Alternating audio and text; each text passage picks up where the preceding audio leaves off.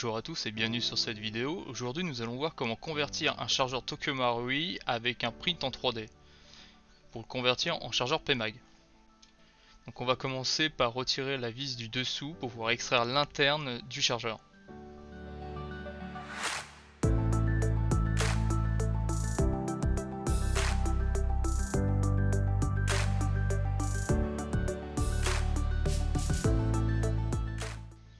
Donc une fois arrivé à l'étape d'avoir retiré la vis, on va enlever l'interne du chargeur et on peut mettre de côté l'externe en métal. Donc pour la suite des événements, on va tout simplement prendre une pince pour couper les petits ergots sur le chargeur. Donc il y en a 4 à l'avant. Donc on va couper les deux du bas et les deux du haut.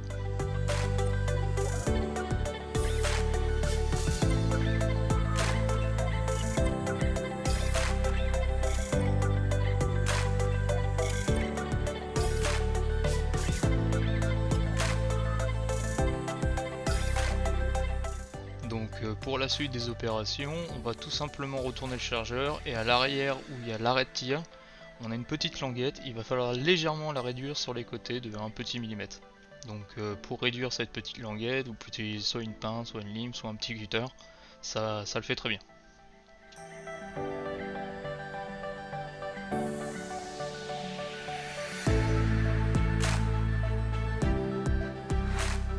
Donc maintenant on va s'occuper de la partie du print. Donc là c'est la partie du print brut. Et maintenant on a la partie peinte. Une fois que tout est fini sur le chargeur, on peut avoir au niveau du puits de chargeur un petit peu allumé pour ajuster vraiment en fonction de si vous préférez que ça soit bien en force, s'il n'y ait pas de jeu ou pas.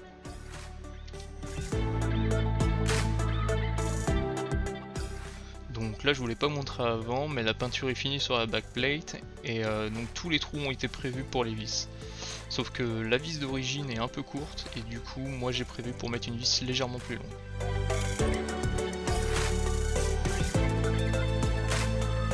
Donc pour l'étape suivante, rien de plus simple, on va prendre l'interne du chargeur Tokyo Marui de base, on va le mettre dans le PMAG et on va bien s'assurer à ce que ça s'insère correctement et qu'on soit bien à fleur au haut du chargeur.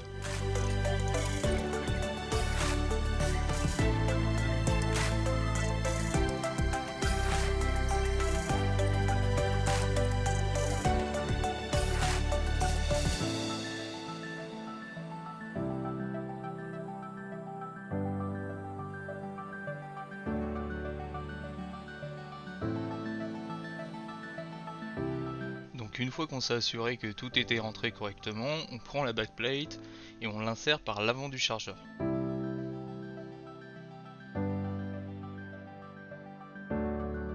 Donc il ne restera plus qu'à prendre notre nouvelle vis qui est légèrement plus longue que celle d'origine du chargeur, puis à visser le chargeur. Il faudra penser à bien maintenir le haut du chargeur pendant qu'on visse.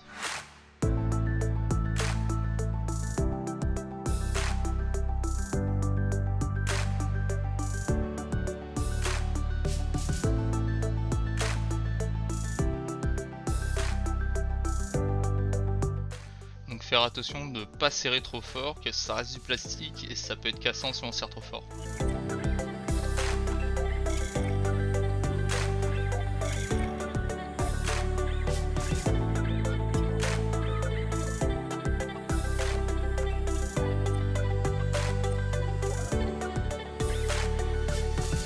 Donc pour les tests du chargeur imprimant 3D PMAG, moi j'utilise ma Scar L de chez Tokyo Marui, qui n'est plus du tout d'origine, elle est complètement modifiée de partout. Si vous voyez que quand vous insérez le chargeur ça force légèrement, il faudra donner un léger coup de lime vraiment sur le petit bourrelet à l'arrière. Malheureusement j'ai pas pu tester avec les M4 et les HK416 de chez Tokyo Marui, mais normalement il n'y a pas de souci, si ça passe sur le Scar, ça devrait passer sur la M4 et les HK416. Je vous laisse donc sur cette vue globale de la réplique Scarel Tokyo Marui pour vous donner un avis de ce que ça rend une fois tout fini.